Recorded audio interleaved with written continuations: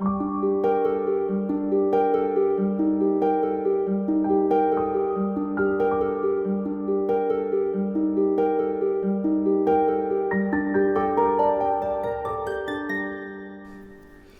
and welcome to Skeleton Songs. And this time we are on the cusp of Habakkuk and Infatuate. Yeah, we work in 2 week sprints, which means there are the same number of sprints in a year as there are letters of the alphabet. So we have this incredibly nerdy system where every year we have a themed bunch of alphabetical sprint names that are relevant to the project. Incredibly nerdy system, not his brilliant idea system. And this year's theme is World War II operations, military operations, because of course travelling is all set in the aftermath of World War II. But as I was looking through these operations, firstly, I don't know that much about them. But secondly, World War II is quite grim, isn't it? Like, there's quite a lot of nasty stuff happening, quite a lot of death. And even though it is one of the wars most noted for having a side that was kind of clearly the bad side and then the other side which was kind of clearly the good side, even if you were killing Nazis, you're still killing people. And so I didn't really want to glorify every sprint that we had with like, hey, 40,000 people were killed today. Habakkuk was fun though, wasn't it? So Habakkuk's, but you're pipping me. But my point was, so we've picked names for military operations that are on the nicer side of the operations and ideally have as little killing as possible. So there are operations for things like dropping supplies to much needed cities around the world that had been under siege, or winning back control of a port. I don't know why that came to mind on this particular day of our Lord. And yes, Habakkuk is probably my favourite. This is the sprint we've just finished. Habakkuk referred to a totally apeshit idea from a scientist to create basically ice that wouldn't melt that you could build stuff out of. I think he was called Pyre because the material material is called pycrete, so I think he was called Pike. He was called Pike. Pike. Thank you. There we go. With a Y, sorry. And there's a famous story where it may not be true, and it's too good for me to look up and check if it's true or not, where allegedly he was trying to get Winston Churchill, because he was British, to listen to him, and Winston Churchill was busy doing other things like trying to win the war and didn't have time for lunatic professors who had mad ideas about ice ships. And in order to finally convince him, he ended up taking a block of his pykrite material, allegedly waltzing into Winston Churchill's bathroom while Churchill was having a bath, because he was famous for having lots of very long baths where he thought deep strategic thoughts, and dropping the pykrite in his hot bath, at which point it didn't melt, thus convincing Churchill that it was worth going ahead. So this actually happened, and the British government did indeed give money to Geoffrey Pike to go ahead and build, I think it was a sort of aircraft carrier or some sort of gigantic ship out of this pykrete material. And I can't remember why ultimately it didn't ever happen, but it sounds like something out of a science fiction basically novel. Because it needed to be made largely of ice, and that limited its ability to manoeuvre around the Mediterranean, both in terms of durability and the number of engines you'd have to Okay, but apart from that, it was an absolutely perfect plan. I don't know how many of Geoffrey Pike's ideas worked out and how many didn't. I suspect more didn't than did. I remember also he was... But you've got to give props to the guy. I know, I love him. I think more people like Pike in the world to make it a finer place. But the other story that always comes to mind is he said, well, I think, in the run-up to the war, we should find out what the German people really think of Hitler, because he might have much less support than we think. So what we should do is we should send over lots of people to gather opinion polls. And he was asked, well, might that not be a little dangerous for the opinion pollsters? Might the German people be a little wary about giving frank answers? Well, yes. So what you've got to do is you've got to obviously insinuate them in and under a sort of effective cover. And what I propose is we disguise them all as golfers. And they talk on golf courses. Sorry, is this Geoffrey Pike? Yes. He's a kooky guy, isn't he? He was a kooky guy. And again, just as with Habakkuk, you can see where he's coming from. I'm not sure it would work, but there's a brilliance in there. Well, and, I actually bought you the book. I don't think you read that, understandably, because you're busy reading other things. But one of the main backstories that you can choose to highlight for Spencer, the main character in Travelling at Night, is his stage magician background. And I bought you a book of I think the only, perhaps, militarily employed stage magician in the Second World War was this guy who was quite a convincing, illusionist. So he'd make things disappear and reappear again on stage, that sort of stuff. And he basically blagged his way into getting a military position where he was given quite a lot of money and quite a lot of time to try and make, entire infantry troops disappear and reappear on the battlefield, so that basically they could sort of sneak up on the Germans and attack them. And of course, none of this worked because all the tricks that go into doing magic on stage all require complicated machinery and being on stage. Although again, it's hard to separate from the legend, because I did start reading the book. He was employed to do a lot of camouflage back home. Well, it turned out he was best at camouflage, basically because he was sort of creative and arty. But ultimately, if you read his autobiography, he was basically the reason that the Allies won the war. And if you read any other actual biography of him or the rest of the war, he had a negligible, if not slightly negative impact because he took budget away from something else. But again, I love the sort of mad, zealous energy of just basically anything goes, all these, because it was such an important thing and it was coming across all these angles. I think that's an amazing and creative and fascinating part of the war. And again, not about people dying, which is really sad. I think I've spoken before about Pluto, Pipeline Under the Ocean. Oh, yeah. Because I did a writing break a couple of years ago where I actually spent time in the pump house in Dungeness, which had been one of the termini of the operation. The idea was basically that they needed to get fuel to the D-Day landing forces, and it was difficult to send tankers across the channel with the Germans bombing them.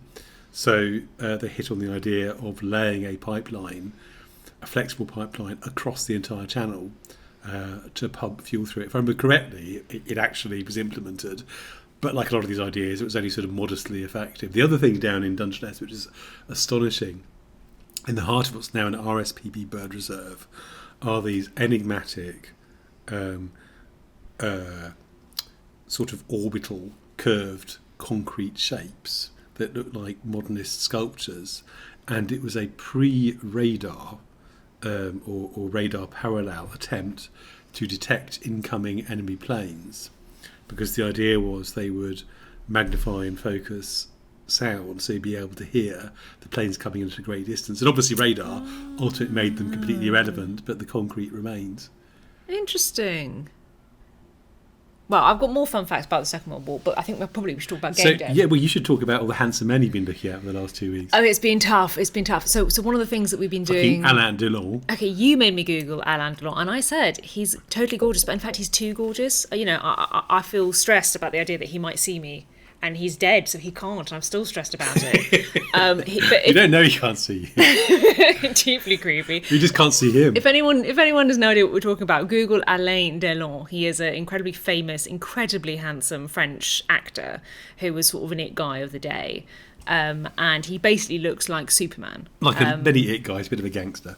But you know what I mean, in terms of like he was famously handsome, and he was a celebrity in his day. He wasn't just like some rando that you and I are fixated on. No. So he was quite a big deal to the French at the time. And of course, I am constantly doing research on 1940s men's fashion, and a particular kind of men's fashion, because we want Spencer, our main character, to be sort of British and European inflected rather than American. Although I will say that his default costume that everyone sees him in, which is his trench coat, is of course inspired by Humphrey Bogart and the famous trench coat that he popularised in Casablanca. But yeah, so you made me look at Alain Delon, which was awful. But David Niven is, of course, the big one, and we have been revamping the outfit system so it is less finicky, and we're very pleased with where that's going. And as a result, we have finalised, drumroll, the last of Spencer's outfits, which are really fun. They have names like Spearmint Bounder and After Six. And Kir Royale, which I'm very happy about. I discovered that the Kir Royale inspiration is actually from Niven's one of his outfits in The Pink Panther, which I don't hate. Right. It's a well, very... I believe he plays... Oh no, so the Pink Panther's the gem, isn't it? But he's the baddie. Yeah, he's the gem. Sorry, spoilers, but this film was made in like 1968, so I kind of get with the program. So Niven plays the sort of louche cat burglar gentleman. So he's perfectly cast and basically playing himself, as far as I can tell. And one of his many outfits is his gorgeous kind of red velvet smoking jacket, which you will shortly see Spencer in. But one of the most interesting bits of the fashion that I was looking up was the zazoos, which were fascinating. And I'm sure, listeners, that you are fully aware of the differences between the zoot suit of the African American and the Mexican early 1940s, and the Zazoos, which were a specific French phenomenon bordering on the later half of the 1940s. You see, aren't you glad that you're listening to the Game Dev podcast? I think we often say in these podcasts the most French thing ever, because so much of travelling is set in France. But I think one of the most legitimately French things ever is to rebel against the Nazis. Well, I was going to say foment a youth movement that rebels against the Nazis by dressing really well. Yeah, so basically they were French dandies, and they just sort of were showing resistance to occupied France and the kind of Axis powers by pointedly dressing slightly effeminately, and they were considered the punks of their day, basically. But the punks of their day basically meant that they wore sort of tie pins, and they had quite a lot of checkered material. And one of the key things was cloth was rationed, right? Because in the 40s, everyone was having a bad time because of the global war, and so one of the things that was rationed was cloth, and this has actually had quite a big impact on fashion that we know and love today. Things like gentlemen's suits used to have pockets with flaps over the top with a little button that you could close up to make sure that whatever was inside kept nice and clean. And these days we tend to have pockets with no flap on the top, and that is directly as one of the things that came from basically tailors not having enough cloth to build stuff. So one of the Zazoos' rebellions was that they pointedly wore baggy trousers, just to say, hey, screw you Nazis, we're going to have as much clothing as we like.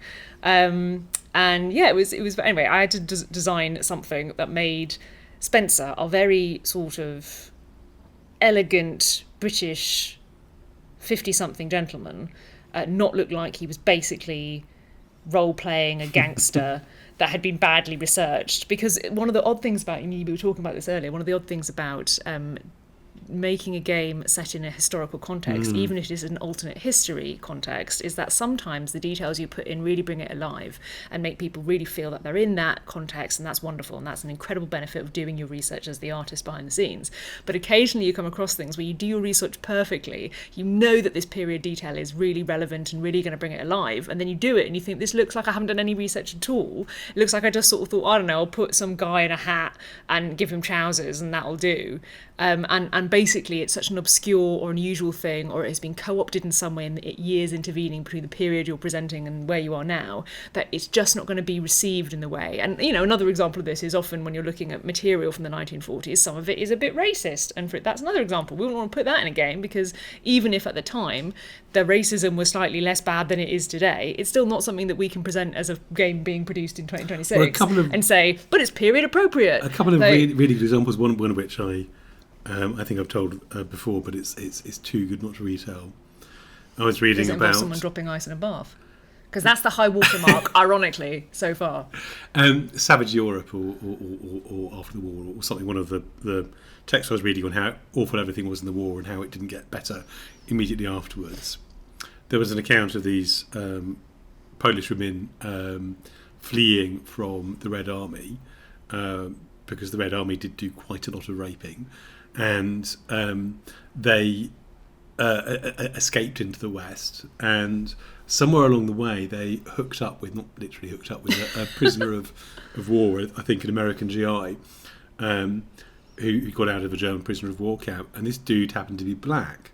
So when they're travelling through Eastern Germany, people of African descent were still a bit of a rarity in the rural areas. So what this guy would apparently do is he would literally take off his clothes, go up to the front door of a farmhouse, bang on the door, and be there with a knife between his teeth, going "Arr, arr," doing a savage dance. And he's from Brooklyn or something. My God! But obviously the housefrows were terrified and would give him whatever he asked for. But we can't put that detail in the game, Lottie, because it would give the wrong impression. Well, another thing, one of the characters that I really loved from that period, slightly earlier actually, she was more 20s, was Josephine Baker, who was this amazing jazz musician and dancer, who then went on to have an amazing kind of bonkers celebrity legacy, where she was part of the French Resistance. She went and lived in it. She bought cast in France. I've been there. She adopted sort of 12 children, all of pointedly different nationalities, and then apparently sort of left them alone to their own devices quite a lot of the time. But she basically came to fame off a particular routine she did, where she was a black lady and she wore a dress made of bananas that was a revealing, sexy banana dress, and then she did a sort of deliberately silly pseudo like black dance, and you know, on the one hand she's this amazing feminist and racial icon that really made a proper amazing career despite all the disadvantages that came with being a black woman in the 20s, and she just didn't care, and she was funny as well. She was amazing, but obviously if we presented that, we'd get some letters. So yeah, it is Imagine, a bit of a bit of taste required when picking from the past. So to swing the other way, as it were, I remember in my Fallen London days, would you like to guess, you might have talked about this before, but would you like to guess the year that the first Indian MP was elected to Parliament in Britain? Oh God, okay, I'm actually not going to guess because this is recorded, so just tell me so I don't say anything stupid. 1892. 1892. There were two, I think one dude was a Sikh, I can't remember the other one, but they're both sort of clearly of Indian descent with Indian names who'd gone to university in Britain in the days of Empire. And it just doesn't fit with our intuitions about Victorian London, which was obviously in many respects quite a sort of racist environment, even though it was also in other respects a very diverse environment because the Empire opened ports across the world for good and for ill. But I remember talking about this back in the Fallen London days, that having an MP who is explicitly dark-skinned and of Indian origin looked like we were doing a DEI, but it wasn't at all. It was historically accurate. I mean, it was striking at the time because it wasn't like 15% of MPs were. But yeah, you're right, of course, that people's intuitions about a historical period often don't align with what we know or what we think we know when you've done some research, and it's always a danger to be overly accurate and invite people to disbelieve, just as it's a danger to be insufficiently accurate and casual and let people... Well, because you've got to be aware of both the time period that you're presenting, but also the time period in which it will be received. But we've had a lot of conversations about how we don't want to curate it too much, and we don't particularly want to create a game for 2026 or whenever we launch the game. It's not going to be this year, to be clear. I'm just not pointedly saying a year in case people come away and think that we're promising a delivery date. But anyway, it's not going to be this year, but... Oh, but the demo. The demo. Yes. For those of you who inexplicably listen to this and don't read our blog post, we have announced... There's lots of great pictures in the blog post. Not a month, just before you say anything, but we have announced that there will definitely be a public demo of Travelling at Night this year, coming out sometime this summer, and in July we will be getting people to beta test it for us if you are so kind as to volunteer for that. So that is exciting, and it proves that we are making a game. Once we've let people beat on it and point out the worst bugs, the actual demo will be on Steam for everybody. For everyone. Which, of course, Alexis is very excited about. Look, I can describe his face for you right now. It's like a beam of sunshine. I'm literally drinking gin. Well, this is a classic Not game neat, dev because thing. we're still more than 2 weeks away. AK is actually... firstly, very experienced. He's more experienced than I am at game dev. And secondly, She means old. He's unusual because he covers both the artistic side, so he personally writes and designs and all that stuff and codes, but also the managerial side. So you have been... but in your day, you were both a manager and you were kind of a producer and you were the creative director. That's true, and you were the CEO. So stop interrupting, child. The point is that you are this unusual mix of both sides of the coin, right? Whereas the classic issue in game dev is you are either a specialist. Like I'm an artist. I don't want to worry about the big picture. I don't want to sort of have conversations about burn down charts. I just want to be left alone to do my work, and I'll do a really good job, go away. And of course, on the other side, you get managers and producers and whomever else who are constantly thinking about the big picture and often at the expense of the individual. So you're like, I don't really care about what the artist is doing. Just give me the thing by the deadline. And these two approaches are both required to deliver a game on budget to schedule, but of course often clash. So my point is that you are unusually good because you have an understanding of both sides, but you still freeze up at the idea that we have to put something live for the first time, because it is scary. And one of the things about art is you have to be bold, right? You have to try hard, and then you have to be bold enough to put it in front of the world and say, do you like it? And really hope that they do. As we said before within this Hello Precinct, we like making games. We enjoy having sold a game because it means we can continue to buy food, and the cats eat an extraordinary amount of food, but we don't enjoy the experience of selling games and launches and all the rest of it. If we could work on a game for 20 years and never put it out, then that's quite a tempting idea. And obviously, particularly the first outing, because that's when it's at its roughest. Yeah. And also, like, you know, by now we've got an idea that Culture Simulator, if you like it, you really like it. Book of Hours, it's very niche, but most people really like it. With Travelling, we think we're onto something here. We think it's our best game yet. But until we put it out for the first time ever and literally anybody and their mum can play it and tell us that they enjoy it, we can't really know that we're doing a good game, right? So it is always a bit stressful. I've been 17 years before the mast, ladies and gentlemen. I've been doing more or less what I now do. And all that time, I've held this sacrosanct truth that you want to put something out in alpha, in beta, in demo, in test, whatever, before you feel it's ready, because if you feel it's ready, then it's already past the point where you can meaningfully change it. And you can't. There is no time that is too early to be told that you're on the wrong track. And you know, I mentioned Forward London a minute ago. Forward London, I started working on in June 2009, Christ. And then my kid was born, so I took a short break. And then it came out in beta in October. And it was, by that point, you know, sort of mostly constructed of arse. And if you put your foot in the wrong place, the internet exploded. And it was, but we got valuable feedback, and it went on to be a steady little powerhouse. And so ever since that time, I've maintained my belief in the sacrosanct truth that you put it out before you feel comfortable putting it out. But That's you never the only like way to do it. it. But I never like it, and every time Lottie says basically we're going to put it out in, for example, January, and I think January, you know, that's ages away, basically the 22nd century, and a couple of months pass. Lottie says it's still ready in January, isn't it? I'm like, yeah, probably. And then it's a week before, and Lottie's like, so we're ready now. I'm like, well, technically we're ready, but I don't really feel comfortable. And you know, I feel if we put a bit more content into it, and Lottie's like, what do you always say? I'm like, we say we put more content in it. And he says, what happens when you put it out is people say something completely different is broken. That's nothing to do with the amount of content. Yeah. So we put it out. Yeah, it's never the amount of content. No. This is basically your lupus. It's never the amount of content. This is a house reference. This is the house reference. Yeah, I believe that there's a phrase of "it's never lupus." But you've been working on other things. You haven't been looking up handsome men on the internet. What have you been doing? I mean, only when you're not around. Hey, revelation! What have I been doing? So the plan. You've been working on Mr. Cheese Magic Emporium. I have been working on Mr. Cheese Magic Emporium, which more shortly. So broadly speaking, our plan is this month, which is April, may still be April by the time you hear this. If you are, it will be. Well, if you're in the future and you're listening to it like years from now, it's April 2026. Yeah, maybe not everyone is hanging on for the moment this drops. April, I'm tidying up a lot of the tech stuff that absolutely needs doing for the demo and is core to the game, including things I didn't really want to do, like the bleeding purchase screen and shticks. And yeah, we'll talk about shticks. And then next month I'm on content, and that gives us a month plus to tidy up and polish and tweak and get Roman in to come and do some of the UI polish that I'm doing before we put it out to demo.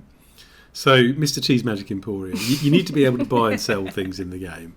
And when Lottie put together the concept screen for the purchase, first of all, we argued about it a lot, because basically it's the usual thing where she said it needs to look like it hasn't been drawn in crayon by a 4-year-old child.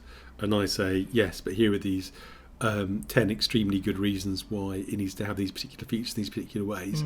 Okay, having thought about it for 10 seconds, it's only 4 reasons, but shut up, look over there, a pigeon. And so we're working from her concept art, which, for reasons known only to Lottie, featured a shop called Mr. Cheese Magic Emporium, featuring our cat as the shop owner. And this has somehow made its way into a number of artefacts in the game, so I keep coming across game objects called things like Mr. Cheese sell items. So if you find there was a bug which inevitably attracted cries of outrage when I fixed it. Yeah. Back in the Book of Hours days, where briefly every time you interact with something in the house, a door, a chest of drawers, a book, it meowed. And I thought you were going to say, didn't you? At one point, there was a bug in Book of Hours where if you used one of the workstations, it turned into 3 pugs. yeah, that was very early also. But the meow was a relatively late stage thing.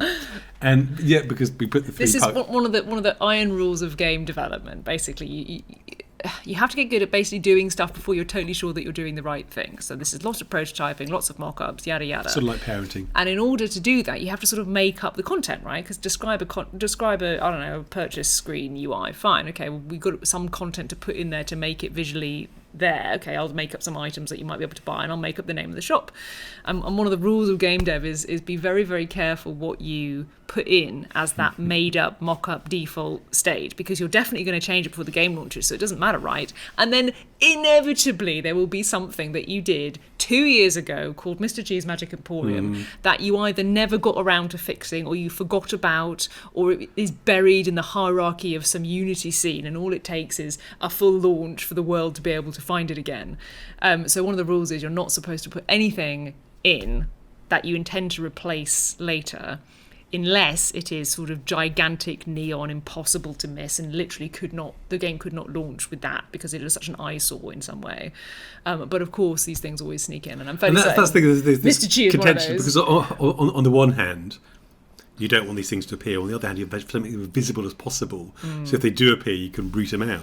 So, Unity's marker that a shader is broken is this bright Giant magenta. pink, you can't mistake it. Which I get a traumatic response to now every time I see it in real life.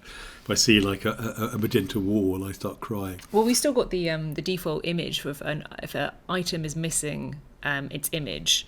This is from Book of Hours inherited. By default, it is a giant pink triangle, I think with an eye in it, or maybe a question mark in it. That's it.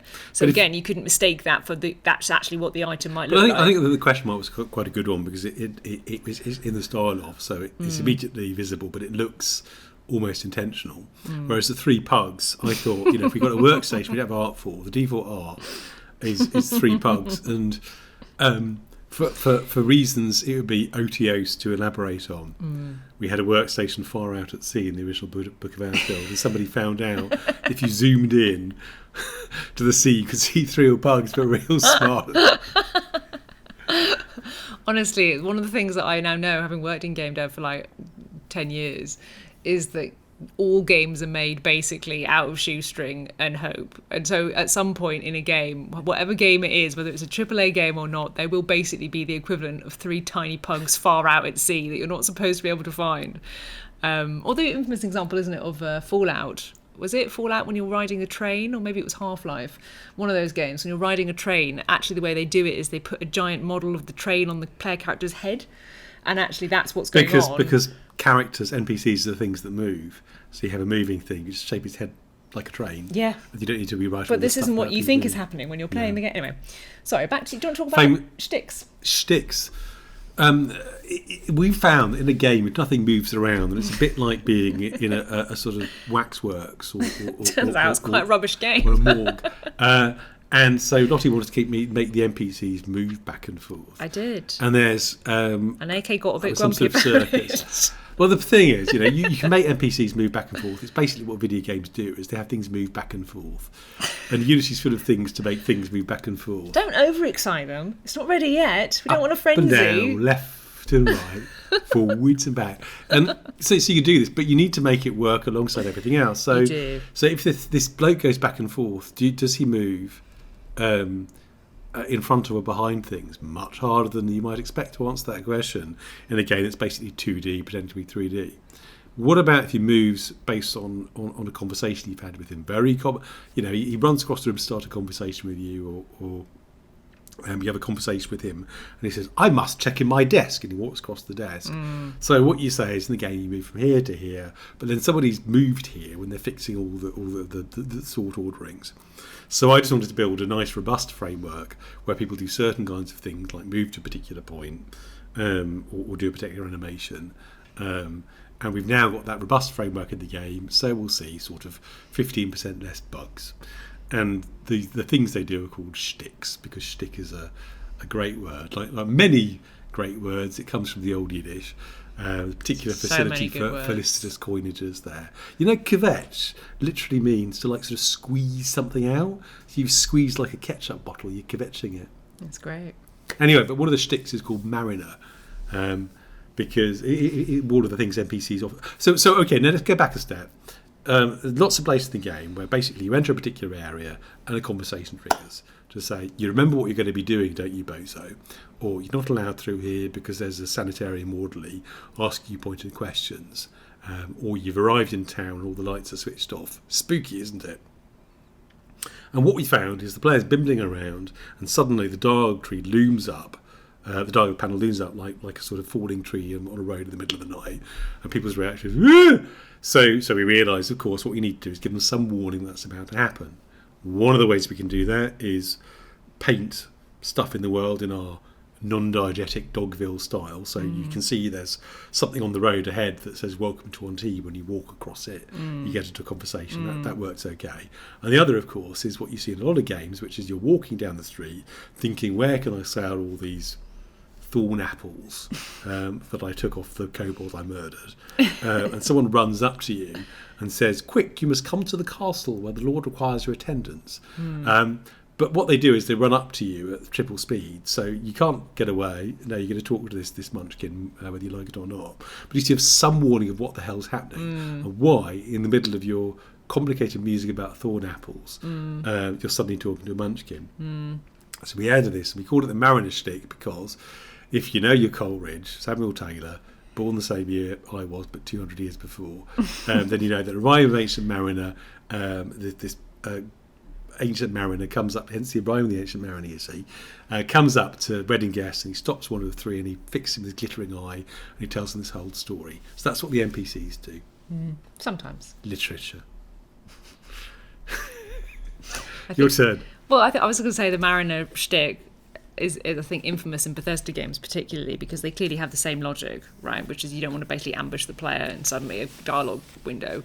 So you, every so often you'll see someone running up towards you, and I'm sure they spawn in quite a close range, so you don't see them running towards you across a plain for days, but they will run towards you to give you a little bit of a heads up that you're about to have a conversation with somebody. But like everything else in Bethesda games, which I adore, don't get me wrong, there is a little bit of jank in there because they're such big, complex systems. So every so often you will be doing something totally unconnected, like leaving a shop having sold some stuff, or exiting a sort of battle that you've been having in a dungeon, and suddenly there'll be a face really close to you and they'll be like, "Hey, citizen!"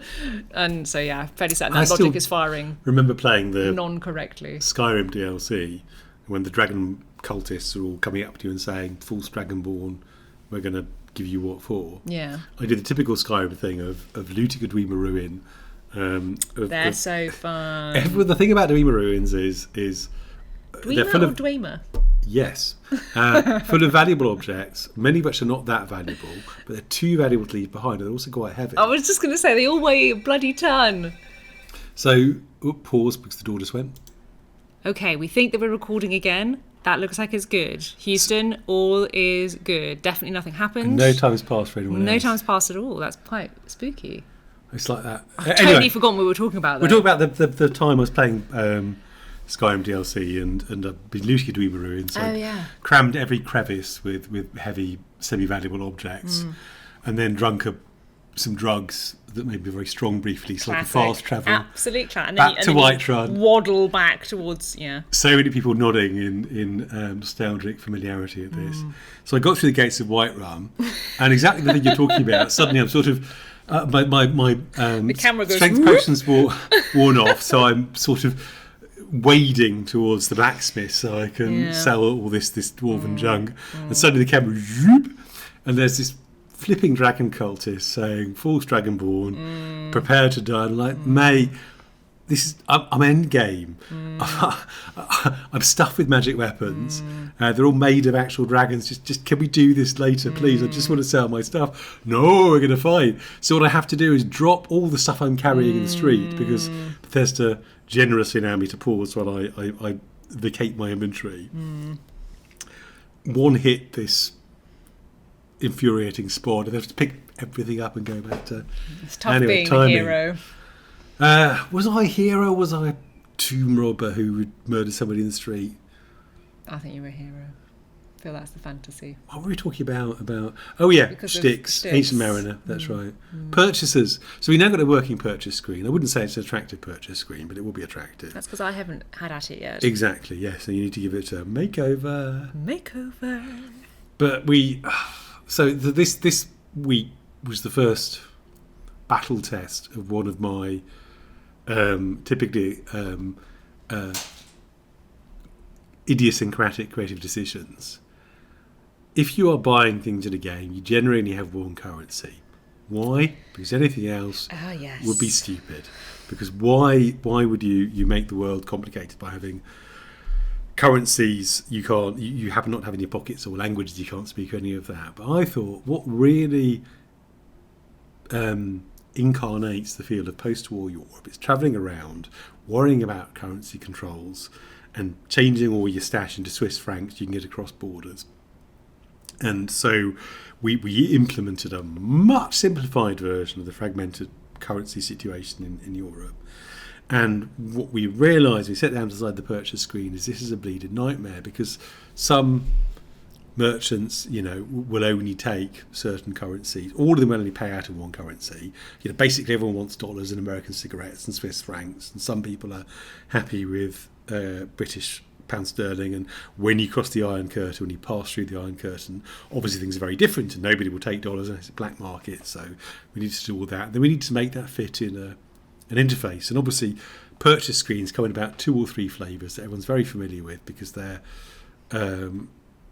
fundamentally boring and they're just supposed to work. In a very early part of the design, I had this frenzied idea that the purchase screen is going to basically be a sort of subsystem of crafting. So you'd put a whole bunch of qualities or items in, and you'd say, as a person who's very charming and practices spivery and has these currencies, I want you to create me a suit. And they'd say yes, and it would all be set out like recipes. And when this idea met reality won, and the idea broke into 1,000 melancholy glittering pieces.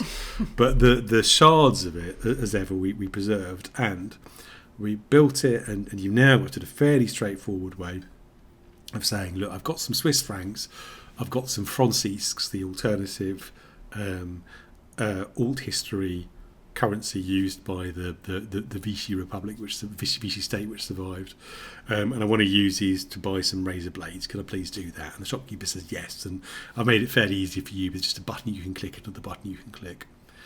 And I was thinking, as I put all this together, have I once again made things more complicated than we want? I remember how delighted everyone was when we put pre-decimal currency. Well, that's what I was going to say. People and really loved it. And then you said something that really cheered me up. Yeah, well, so one of the things I've been doing, probably my favourite art tasks really, is drawing all the inventory icons for the things that you can carry around, and there's tons and tons of them, and they matter to me. I want them to be pretty, and I want them to be carefully drawn, and yada yada. So I'm spending probably way too much time on them. And one of the significant subsets of inventory items you can carry around are these different currencies, and I've got to make it quite a lot of careful research to make sure that the Deutschmark that I am presenting in this note is not the 1942 Deutschmark, but it is the appropriate 1948 Deutschmark, or that the Swiss franc doesn't feature this particular figurine because she wasn't introduced until 1949, and the interwar, it's all incredibly complicated and fluid. I thought we had it bad when we had to draw a map for 1930 something in Culture Simulator, but 1926 in Culture Simulator, but no, this is much worse. But as I was doing them, I have a sort of nice mock-up of the inventory screen, so I put all the icons, I actually draw them in my mock-up of the inventory screen, basically so I can make sure that they all work visually with each other and they all look nice in the background they're in. And I was putting all the currencies next to each other in this grid as I was drawing them, and it struck me that it's not only are they attractive because they're all clearly visually distinct, but they're also all clearly currency, but they really sell the fantasy. You really feel like you are an international man of mystery travelling around, all prepared with your packs of little complicated, different, brightly coloured notes, because you're the kind of person who firstly travels, secondly, knows Europe and knows all of its ins and outs and what's required. Thirdly, has quite a lot of money. At the minute, all the notes I'm drawing are wands. So actually, you have basically enough to buy, I don't know, lunch. But it doesn't feel that way. You feel sort of prepared and cool and international. And I turned to you and said, I think this is a really cool idea, because we know that people enjoyed it in Book of Hours when it was just pre-decimal British currency. But the thing I said to you is it makes you feel like you're the Bourne identity, right? Which is one of our kind of go-to examples of a kind of thinking man's Bond fantasy. Because, well, first, Bond has changed a lot, and I don't want to be rude about it, but it was quite a comedy IP for a while. It was kind of Lamau, who's he going to bonk into bed today? Just keeping the British end up, so. Exactly. So it was all this kind of one-liner stuff, and that's fine. But the kind of thinking man kind of wanted to be Jason Bourne, right? Because he was this clever guy who kind of outthought the person. And he's Matt Damon. And he's lovely Matt Damon, who everyone likes. And of course, it was once infamously described as moody commuting, which was basically because Matt Damon sits sort of sadly on trains going between different European capitals all the time. And this is kind of a romantic fantasy, right? Yeah. It's not all shooting and bonking. And we're very much at the Bourne Identity end of the international man of mystery fantasy. And so I think this works. And we got the... Spencer starts out, I believe, with 2 passports. He does. This is one of the things about... And I was doing his variety of Italian visas today. Drew both of them. Doing lots of research. This is another one of these things where you do loads of research, you bring back loads of details. You think, if I put these in the game, then 1, nobody will believe it, and 2, it will require a manual to read the manual. So let's simplify it. And every time you simplify it and you say, well, actually, I want to give you these 3 different documents in order to cross the boundary. I allow the details to be torn from my desperate hands, and a month later I go back to it and I can't even remember what the other documents were supposed to be. But if it makes you feel better, because I'm seeing all these icons appear en masse in the same place, they are really a sort of visual version of the design of the game, because they reflect different creative bits of the story. They reflect design decisions like having different currencies. So they really do become the sort of visual representation of what you're designing. And I kept looking at it and firstly thinking, I did a good job, they look nice. But mostly thinking, I haven't seen inventory icons like this in other games. And one of the things that we love doing at Weather Factory is giving people fantasies that you don't get in other games, which is why, for example, our main character Spencer is a sort of elegant man in his 50s and not a hench supermarine, because you can get that elsewhere. And similarly, I can't think of another game where you might have a variety of complicated, period-appropriate European banknotes jostled among a razor blade that you need to shave frequently so you don't grow an unsightly moustache, next to a hand-wrapped bouquet of eglantine, the beautiful flower, next to a vial of high-level alchemical liquid that you have created through the crafting system, next to, I don't know, a receipt for a pair of velvet trousers because you've just been to your tailor's. Like, it's a really interesting fantasy that I don't think other people are able to get in other games, and I love that. So it's up to us to deliver on that promise, but the promise is certainly there. So that's it. So there you go. Travelling at Night, the game where you get a receipt for velvet trousers. Yeah, I'm not entirely sure how the receipts are going to work, because I was thinking, do I have to visually distinguish between velvet trousers? Well, this is one of the design things that. So to be clear, what you're actually buying is an outfit rather than just the trousers. You can't walk around in your trousers. It's cold in Krakow. You'll get looks. You get looks. And I still have to decide whether when you go to the opera, whether that we insist that you put on one of your bits of formal wear, whether we allow you to turn up in your dressing gown and get negged. Probably the first. But it's all these things where you see the delight of a tiny bit of simulation, and then you have to decide how hassy it is to build and how entertained the players will be on hour 35. So I'm still quite keen on the idea of allowing people to buy one-use razor blades, both for certain kinds of more primitive magic and or to give themselves a temporary buff when they wake up in the morning and they want to look extra fresh. Soigné, yeah. But and I think this would be fun because ladies typically don't have to worry about shaving their face, so it would be sort of weird, interesting role play. Kind of the only thing that we have to worry about. Yeah, I don't envy you. That is actually more hassle. You know, we don't have to worry about all that other stuff you do. With I mean, a lot of us shave our legs, which sounds like more Exactly. trouble than shaving your face. We just have to. But we it was the option of growing a beard. Whereas I'm not, as far as I'm aware, you don't get the option of not menstruating until you've levelled up quite a lot. You really don't get the option. But I like the idea that you order your suit in Antibes, and then you don't actually get to put it on, because these are things that are all made to measure. You can't buy them off the peg, with a couple of exceptions. Well, certainly Spencer wouldn't. Unless he comes across his old uniform. But then it gets sent on to you, so you can then wear it a station later. How does it get sent on to you? How do we know your address? Now, that we're not simulating, because that way... That's boring. Like, over the mountains of madness into the valley of extremely dull. But I was thinking, do we just want the receipt to mature into a parcel that you can then open the moment you step off the train in Marata? Or do we want to say you've got to go to the post office to pick it up? And between...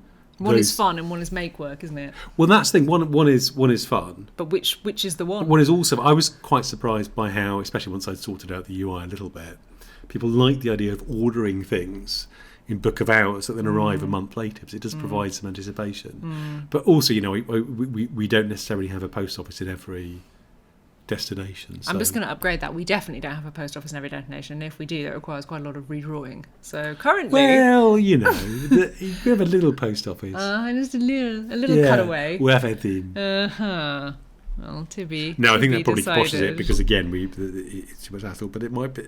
Look, TBC and art post demo anyway. Yeah. What else have we been up to?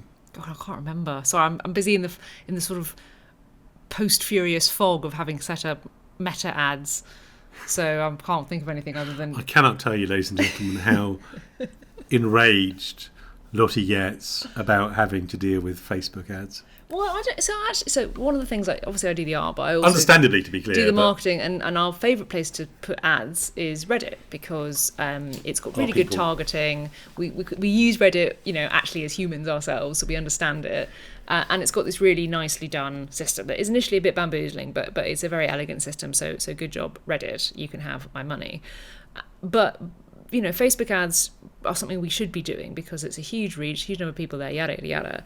But it's like it's been designed by a furious penguin who's wreaking revenge upon the human race for some sins propagated against him. It's just mind-boggling. It's a mix of a sort of skein of insanely complicated toggles combined with a bunch of AI padding, none of which I want, because all of them do insane things to my carefully curated ads.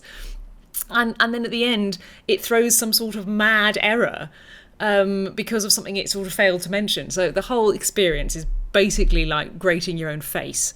And I'm in the middle of that, so that's been really fun. But I enjoyed doing the art more. Alexis liked this post. I don't know if you can like posts on Facebook anymore. Yeah, I don't know. I'm not but big talk about social. Brown Krug, that's nicer. Yeah, so we shared for the first time, if you were on the Reddit or any of our socials, you'll have seen it. We shared, Adrian did a beautiful scene which encompasses all of Brown Creek Village. Adrian, our talented Breton freelance artist. Précisément. It did a beautiful completed scene of the whole of Brown Creek Village and Hush House. Now, remember that Hush House, when you first saw it in Book of Hours, was in the 30s, and Hush House, as you see it in Travelling at Night, is now in 1948. So things have happened to it.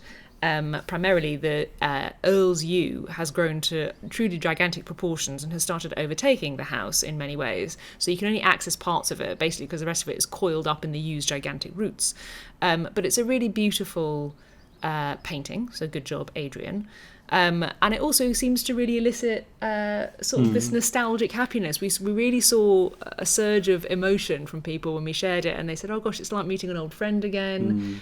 And you've got your key and Adrian, face of course, on. was the person who did the very first concept art for Hush House back in the day. So it was obviously engaging for him to go back to that and flip it into 2.5D. Well, I asked him if it was weird, and he said no, exactly. He felt exactly the same. He was really excited to go back and give it this different treatment, because it is something that is such a sort of complex setup that has so much thought put into it in terms of everything from obviously how it's designed from your end, but also how visually it's represented in the architectural style and yada yada from our end, that you do come to know it as a friend, and it's nice to see it again. It's a I remember place. when he got towards the end of making the game, I said that Hush House felt more real to me than a lot of places I'd actually lived. Because and then we decided we had to leave the house. We are struggling with that, actually. The old work-life balance is... And the tree pollen. Well, yeah. Is not... Because we're just really enjoying making this game. And like I said, we think it's our best work to date. Which doesn't mean it will be the most successful, but obviously we hope that it will do well when we launch it. But it just means that it's difficult to stop, you know, and you need to, because even if you're really enjoying what you're doing, you do need to like have sleep and like see the rest of the world and leave the house occasionally. And I'm but that's 54, difficult. so I can't pull all-nighters the way I used to, and I'm still sort of cross. when I Not with can't. that attitude. What are you saying? Well, okay, now if you've got the green light, then let's go, baby. Weekend work for days. Well, for 2 days. Ha. Well, you're going on a writing break, aren't you? At which point I I am. can't stop you from working, and I know you will. I'll see commits in, Well, this is- so in the- Slack at 10 p.m. The writing break, you know, it's useful to get perspective, and it's useful to stop me getting into a rut. But a lot of the purpose of previous writing breaks was basically I had to fill 500 rows in a spreadsheet with distinct ideas for all 500, unless I locked myself in a room somewhere. Then there was very little chance I was going to do it. But at the moment I'm really enjoying the conversations. It much more fits a sort of spidery, exploratory approach. But yeah, end of May we'll have all of Von Teebs filled in, and then a bunch of other stuff. A couple of months ago I was embarking on getting all the core plot down. All the core plot now is down. You can die in the game now. Did I mention? Yeah, I haven't posted conversations episodes on Reddit for a while because I've been doing the tech stuff.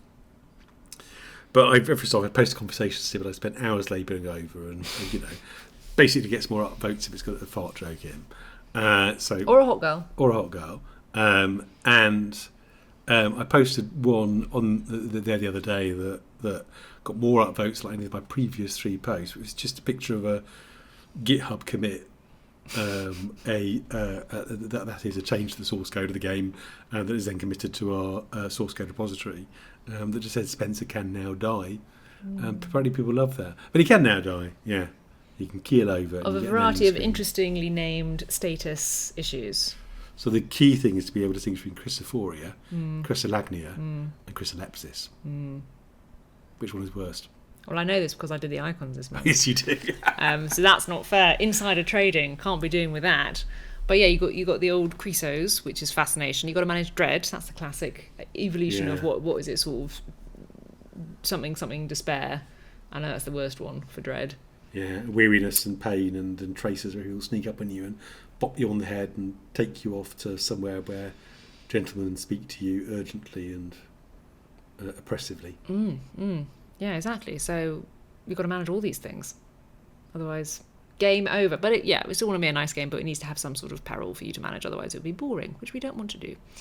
Right, well, shall we wrap it up there? I feel like I think so. We had some mailbag, but I'm tired. You have been working hard. Yeah. All right. Everybody listen to this. Thank you for listening. I hope you've enjoyed a further insight into how game dev makes you tired. And we will see you in a few weeks. Have the spookiest day.